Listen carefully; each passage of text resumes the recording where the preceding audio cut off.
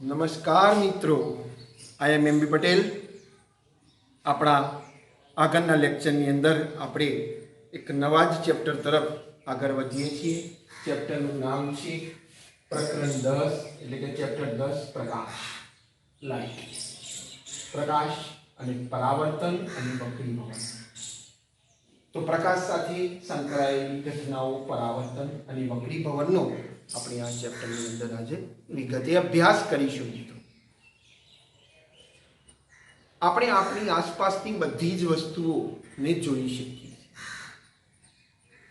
મિત્રો, અંધારા ઓરડાની અંદર આપણી વસ્તુ જોઈ શકતા નથી. તો કેમ?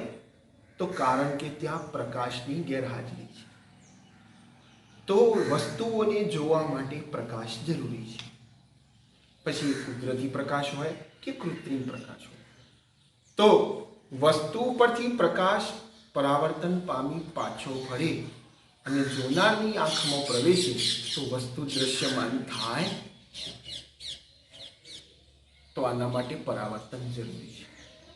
મિત્રો, પરાવર્તનની ઘટનાથી જ આપણે આપણી આસપાસની બધી જ વસ્તુઓ જોઈ શકીએ. એવી જ રીતે કુદરતમાં બનતી અથવા તો વ્યવહારુ જીવનમાં બનતી ઘટનાઓ, જેવું કે તારાઓનું ટમટમવું, સ્વિમિંગ પુલનું તળિયું ઊંચું દેખાવું, દરિયાની અંદર જહાજ પાણીથી આમ ઉપર તરતું હોય તેવું દેખાવું, વગેરે જેવી ઘટનાઓની અંદર ક્યાંક ને ક્યાંક વક્રીભવન પણ જવાબદાર છે. તો આજના આપણા આ બે ફિનોમેના, પરાવર્તન અને વક્રીભવનને આપણે વિગતવાર સમજવાનો પ્રયત્ન કરીએ. તો પરાવર્તનને સમજવા માટે આપણે અરીસાઓની સમજ મેળવવી પડશે. અરીસા.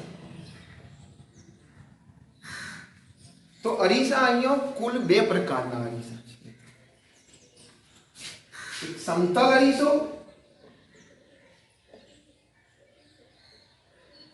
અને બીજો છે ગોળીય અરીસા.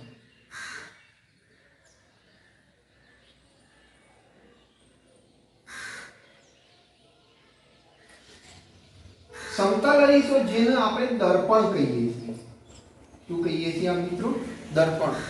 મોઢું જોવા માટે, વાળ ઓળવા માટે આપણે જેનો યુઝ કરીએ છીએ એ દર્પણ. એ દર્પણ એ સમતલ અરીસો. તો આ અરીસાઓ મારફતે પરાવર્તનની ઘટનાને સમજી શકાય છે. મિત્રો, આપણે બધા જાણીએ છીએ કે આ કોઈ એક સમતલ અરીસો.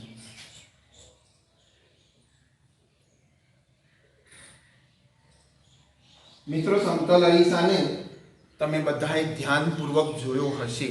ના જોયો હોય તો આજ પછી તમે અરીસાનું ઓબ્ઝર્વેશન કરજો. તમારા ઘરમાં તૂટેલો કાચ, અરીસાનો કાચ હોય તો જોજો. એની એક બાજુની સપાટી ચરકાટ ધરાવે છે, જ્યારે બીજી બાજુની સપાટીને બંધ કરેલી છે, એટલે કે અપારદર્શક બનાવેલી છે. એના માટે એના ઉપર કલર કે રેડ ઓક્સાઇડ જેવું પડ ચડાવેલું હશે, જેથી કરીને એક સપાટી પરાવર્તક સપાટી છે અને બીજી અપરાવર્તક સપાટી છે. મિત્રો, આપણે મોઢું કઈ સપાટીમાં જોઈશું? પરાવર્તક સપાટીમાં જોઈશું કે અપરાવર્તક સપાટીમાં જોઈશું? તો પરાવર્તક સપાટીમાં મોઢું જોઈશું. એ આપણો અરીસો છે.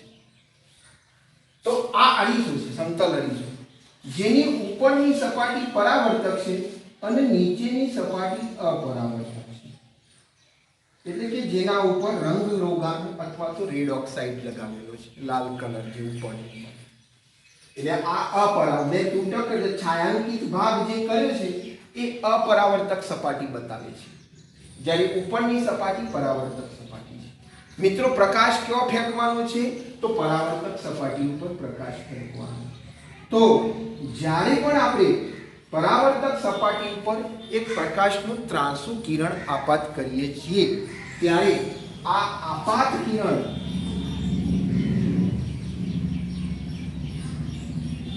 અરીસાની, સમતલ અરીસાની પરાવર્તક સપાટી ઉપર અથડાય છે. પછી અરીસા ઉપર અથડાયા પછી એ આ રીતે પરાવર્તન પામે છે. એટલે આ પરાવર્તિત કિરણ છે. તો આ રીતે પરાવર્તન થાય છે મિત્રો। આપાત કિરણ સપાટી સમતલ અરીસો એટલે જેને સપાટી પણ કહી શકાય, સપાટી પર જે બિંદુએ અથડાય છે એ બિંદુને આપાત બિંદુ કહેવામાં આવે છે। શું કહેવામાં આવે છે મિત્રો? આપાત બિંદુ।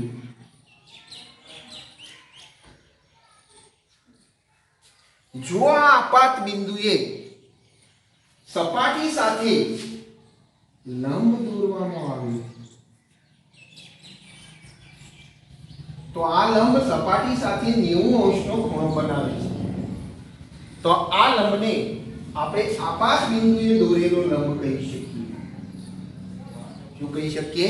આપાત બિંદુએ ચાલો મિત્રો, આપાત બિંદુએ આ લંબ છે। તો સમતલ અરીસાની સપાટી સાથે આ લંબ અહીંયા મિત્રો તમે જોઈ શકો છો 90 અંશનો ખૂણો બનાવે છે, એટલે એને આપણે લંબ કહીએ છીએ। બરાબર। હવે મિત્રો તમે જોઈ શકો છો આ લંબ છે, આ આપાત કિરણ છે। તો આ કોના વચ્ચેનો ખૂણો છે? આપાત કિરણ અને લંબ વચ્ચેના કોણને આપાત કોણ કહે છે। શું કહે છે? આપાત કોણ। આપાત કોણ જેને આપણે થીટા આઈ પણ કહી શકશું। શું કહીશું? Theta I. થીટા એ ખૂણાનો સિમ્બોલ છે, આઈ એટલે એ આપાત કોણના અંગ્રેજી શબ્દનો પહેલો અક્ષર છે। ઇન્સેન્ડિસાઇડ રે, એંગલ ઓફ ઇન્સેન્ડિસાઇડ। જ્યારે મિત્રો આ કયું કિરણ છે? પરાવર્તિત કિરણ છે। પરાવર્તિત કિરણ અને આ શું છે? તો લંબ છે। તો પરાવર્તિત કિરણ અને લંબ વચ્ચેના કોણને પરાવર્તન કોણ કહે છે। પરાવર્તન કોણ જેને આપણે થીટા આર વડે પણ દર્શાવીશું, એટલે કે એંગલ ઓફ રિફ્લેક્શન। તો પરાવર્તન કોણ। તો આટલી આપણી વાત પરથી આપણે મિત્રો અહીંયા સમતલ અરીસા માટે પરાવર્તનના નિયમો લખીશું। સમતલ અરીસાના પરાવર્તનના નિયમો જે આપણે જાણીએ જ છીએ મિત્રો। નંબર 1, આ આખી ફિગર મેં મિત્રો શામાં દોરેલી છે? આખી ફિગર મેં માની લો કે એક આલ્ફા સમતલમાં દોરેલી છે। તો પ્રથમ નિયમ છે આપાત કોણ અને પરાવર્તન કોણ સમાન મૂલ્યના હોય, એટલે કે theta I is equal to theta R. Theta I એટલે શું ભાઈ? આપાત કોણ। અને theta R is equal to શું? પરાવર્તન કોણ। એ કેવા હોય? ઇઝ ઇક્વલ ટુ એટલે સમાન, સરખા હોય। આપણે શાબ્દિક રીતે આને લખવું હોય તો તમે મિત્રો આ રીતે લખી શકશો કે આપાત કોણ અને પરાવર્તન કોણ સમાન મૂલ્યના હોય છે। બુકની અંદર મેન્શન કરેલું છે મિત્રો। નંબર 2, આપાત કિરણ આપાત બિંદુએ સપાટીને દોરેલો લંબ અને પરાવર્તિત કિરણ આ ત્રણે ક્યાં આવેલા છે મિત્રો? સમતલમાં, આલ્ફા સમતલમાં આવેલા છે। તો આપણે કહી શકીએ કે આપાત કિરણ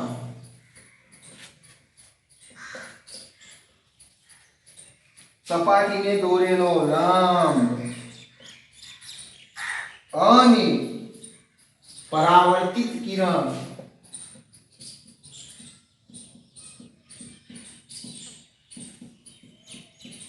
આ ત્રણેય એક જ સમતલમાં આવેલા છે। આ બે પરાવર્તનના નિયમો છે મિત્રો। તો સમજાઈ ગયું હવે તમને? સમજાઈ ગયું છે. હવે મિત્રો બરાબર ધ્યાનથી આપણે વાતને સમજીએ તો હું ઝડપથી તમને એક વાત યાદ કરાવવા માંગુ છું. સમતલ અરીસા વડે મળતા પ્રતિબિંબની લાક્ષણિકતાઓ. સમતલ અરીસો મિત્રો, આ તમારી સામે હું એક સમતલ અરીસો આમ ઊભો દોર્યો છે. અહીંયા મેં સમતલ અરીસો આડો દોર્યો છે. આ સમતલ અરીસા ની પરાવર્તક સપાટી અને આ અપરાવર્તક સપાટી છે મિત્રો. તો વસ્તુ હું કઈ સાઈડે રાખીશ? આ સાઈડે રાખીશ, કારણ કે આ સાઈડ પરાવર્તક સપાટી છે. આ બાજુ વસ્તુ હું નહીં રાખું, કારણ કે આ બાજુ અપરાવર્તક સપાટી છે. તો વસ્તુને ક્યાં મૂકીશું? પરાવર્તક સપાટીની સામે વસ્તુને મૂકવામાં આવે છે. અહીંયા માત્ર હું એક વસ્તુ મૂકું છું. દાખલા તરીકે એબી ઊંચાઈની કોઈ વસ્તુ મેં સમતલ અરીસાની સામે મૂકી છે. હવે આનું પ્રતિબિંબ દોરવાનો હું પ્રયત્ન કરું. તો આનું હું પ્રતિબિંબ દોરીશ તો પ્રથમ વસ્તુની ટોચમાંથી એક સમાંતર કિરણ કાઢીશ, જેને હું આપાત કિરણ કહીશ. મિત્રો, આપાત કિરણ એ અરીસાની સપાટી પર કેવી રીતે આપાત થયું છે મિત્રો? 90 અંશના ખૂણે આપાત થયું છે ને, દેખાય છે તમને? અહીંયા ખૂણો કેટલાનો બને છે? 90 નો ખૂણો બને છે. તો મિત્રો, પરાવર્તનના નિયમ મુજબ જ્યારે 90 અંશના કોણે કોઈ પણ આપાત કિરણ આપાત થાય તો એનું પરાવર્તન થતું નથી, પરંતુ એ સીધું જ ચાલી જાય છે. એની વિગતે વાત આપણે આગળ કરીશું. તો અહીંયા 90 અંશના ખૂણે આપાત કિરણ આપાત થયું છે, તો એ આ રીતે સીધું કાલ્પનિક રીતે આમ તો જોવા જઈએ તો એના એ જ માર્ગે પાછું વળી જાય છે, કારણ કે એનું પરાવર્તન થતું નથી. અને થાય છે તો એના એ જ માર્ગે, એટલે કે થીટા i = થીટા r ત્યાં 0 હોય છે. તો એને જો આભાસી રીતે લંબાવીએ તો એ અરીસાની પાછળ આ રીતે આભાસી રીતે લંબાવી શકાય. વસ્તુની તળિયેથી કોઈ એક આવું આપાત કિરણ આપણે અરીસાની સપાટી પર આપાત કરીએ તો એ પણ 90 અંશના ખૂણે આપાત થાય છે મિત્રો. એટલે એનું પણ એના એ જ માર્ગે પરાવર્તન થાય છે મિત્રો. તો એ પણ એને આભાસી રીતે અરીસાની પાછળની બાજુએ લંબાવીએ તો આ રીતે અરીસાની પાછળ આભાસી રીતે લંબાવી શકાય છે. હવે મિત્રો બરાબર ધ્યાનથી જોજો. આ કિરણને હું સમાન એટલે કે અરીસા ઉપર લંબ રૂપે ન ફેંકતો વસ્તુની ટોચમાંથી એક ત્રાંસુ કિરણ કાઢું. કેવું કિરણ કાઢું? ત્રાંસુ કિરણ. મિત્રો, જેમ આ ત્રાંસુ કિરણ ફેંક્યું છે એવી રીતે ત્રાંસુ કિરણ કાઢું વસ્તુની ટોચમાંથી. તો વસ્તુની ટોચમાંથી આ ત્રાંસુ કિરણ લંબ સાથે અહીંયા જેટલા ખૂણાએ આપાત થશે એટલા જ ખૂણાએ એનું અહીંયાથી શું થશે મિત્રો? પરાવર્તન થશે. જેટલો થીટા i થશે એટલો જ થીટા r થશે. અહીંયા આપણે આ સપાટીને આપણે લંબ ગણી લઈએ તો આપાત કિરણ એટલા જ ખૂણે અહીંયા પરાવર્તન પામશે. મિત્રો, આ પરાવર્તન પામતા કિરણને જો હું આભાસી રીતે પાછળની સાઈડે લંબાવું તો શું થાય? તો આ રીતે પાછળની સાઈડે લંબાવી શકાય. તો પાછળની સાઈડે લંબાવું તો અહીંયા બે આભાસી કિરણો અહીંયા એકબીજાને છેદે છે, એટલે બિંદુ A ની આભાસી ચાપ A' આપણને મળે છે મિત્રો. હવે વાત આગળ. જો વસ્તુના તળિયામાંથી એક ત્રાંસુ કિરણ અરીસા ઉપર આપાત કરું તો એ આ લંબ સાથે એ જેટલા ખૂણે એટલે કે જેટલા આપાત કોણે આપાત થશે એટલા જ કોણે એનું પરાવર્તન પણ થશે. તો અહીંયા એટલો જ કોણ થીટા r એ પરાવર્તન પામશે વાસ્તવિક રીતે. મિત્રો, આ જ આપાત કિરણને જો હું વિરુદ્ધ દિશામાં આપાત કિરણને હું વિરુદ્ધ દિશામાં આભાસી રીતે લંબાવું તો મિત્રો આ રીતે આપણે લંબાવી શકીએ છીએ. તો અહીંયા પણ બે આભાસી કિરણો ભેગા મળ્યા છે. અહીંયા બિંદુ B ની છાપ મને B' મળે છે. જો આ બંનેને હું જોડી દઉં તો મને AB વસ્તુનું આભાસી પ્રતિબિંબ A', B' મળે છે.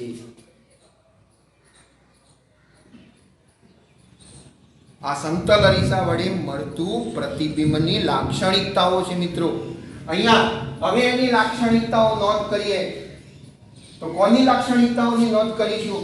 સમતલ અરીસાથી રચાતા પ્રતિબિંબની લાક્ષણિકતાઓ. થોડુંક નાનું છે મિત્રો, ધ્યાનપૂર્વક જોઈ લેજો.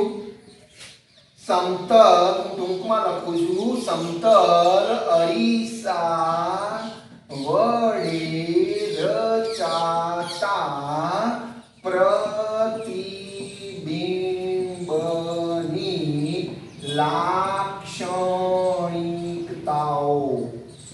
તો પ્રતિબિંબની લાક્ષણિકતાઓ નંબર 1, જેટલી વસ્તુની ઊંચાઈ હશે એટલું જ પ્રતિબિંબની ઊંચાઈ હશે. એટલે કે વસ્તુનું કદ અને પ્રતિબિંબનું કદ સમાન હોય. પહેલી લાક્ષણિકતા શું? આ વસ્તુ છે મિત્રો, આને તમે વસ્તુ કહી શકો અને આ એનું આભાસી પ્રતિબિંબ કહી શકો. તો જેટલું વસ્તુનું કદ છે એટલું જ પ્રતિબિંબનું કદ છે. એટલે કે વસ્તુનું કદ અને પ્રતિબિંબનું કદ કેવું હોય? સરખું. સરખા માટે હું અહીં ઇક્વલની નિશાની મૂકું છું. તમે આને શાબ્દિક રીતે જોડી શકો છો કે વસ્તુનું કદ અને પ્રતિબિંબનું કદ સમાન હોય છે. નંબર 2, અરીસાથી જેટલા અંતરે, એટલે કે વસ્તુ અંતર જેને આપણે u વડે દર્શાવીશું, અને આ પ્રતિબિંબ અંતર એટલે કે જેને આપણે આગળ જતો v વડે દર્શાવીશું. તો અહીંયા તમે જોઈ શકો છો કે અરીસાથી વસ્તુ અંતર અને અરીસાથી પ્રતિબિંબ અંતર સમાન હોય છે. એટલે કે અહીંયા કહી શકાય u is equal to v. u is equal to v. એટલે કે વસ્તુ અંતર અને પ્રતિબિંબ અંતર સમાન હોય છે. ત્રીજો મુદ્દો મિત્રો, સમતલ અરીસા વડે કેવું પ્રતિબિંબ મળે છે? વાસ્તવિક કે આભાસી? મિત્રો આ પ્રતિબિંબ વાસ્તવિક છે કે આભાસી? તો આભાસી છે. કેવું પ્રતિબિંબ છે? આભાસી. મિત્રો આપણે તિજોરીના કાચ સામે ઊભા રહીએ છીએ તો આપણે તિજોરીના કાચની અંદર આમ સીધા દેખાઈએ છીએ કે ઊંધા લટકતા હોય એમ દેખાઈએ છીએ? સીધા દેખાઈએ છીએ. એટલે પ્રતિબિંબ આપણું અરીસાની અંદર આભાસી છે અને સીધું. સીધું એટલે ચત્તુ. સીધા માટે અહીંયા કયો શબ્દ વાપરીશું? ચત્તુ. તો સમતલ અરીસો કેવું પ્રતિબિંબ આપે છે? આભાસી, ચત્તુ અને વસ્તુના જેવડું પ્રતિબિંબ આપે છે મિત્રો. તો આ થઈ આપણી સમતલ અરીસા વડે રચાતા પ્રતિબિંબની લાક્ષણિકતાઓ. અને આ થયા સમતલ અરીસાના પરાવર્તનના નિયમો. મિત્રો શું સમતલ અરીસાના પરાવર્તનના નિયમો ગોળીય અરીસાઓને લાગુ પાડી શકાય અથવા લાગુ પડે છે? તો હા મિત્રો, સમતલ અરીસાના બધા જ નિયમોનું ગોળીય અરીસાઓના અંદર પણ પાલન થાય છે. એટલે આ નિયમો સાર્વત્રિક નિયમો છે. તો હવે આપણે ગોળીય અરીસા પર બતાવીશું. તો હું આશા રાખું છું તમને સમજાઈ ગયું છે. સ્ક્રીનશોટ લઈ લેજો મિત્રો. લઈ લીધો મિત્રો સ્ક્રીનશોટ? ઓકે, તો બરાબર બેટર તમને સમજાઈ ગયું હશે. તો નેક્સ્ટ લેક્ચરની અંદર આપણે ગોળીય અરીસાઓની વિગતવાર વાત કરીશું. ગોળીય અરીસાની અંદર આવતા મહત્વના પદોની ચર્ચા કરીશું. તો વાંચતા રહો. All the best.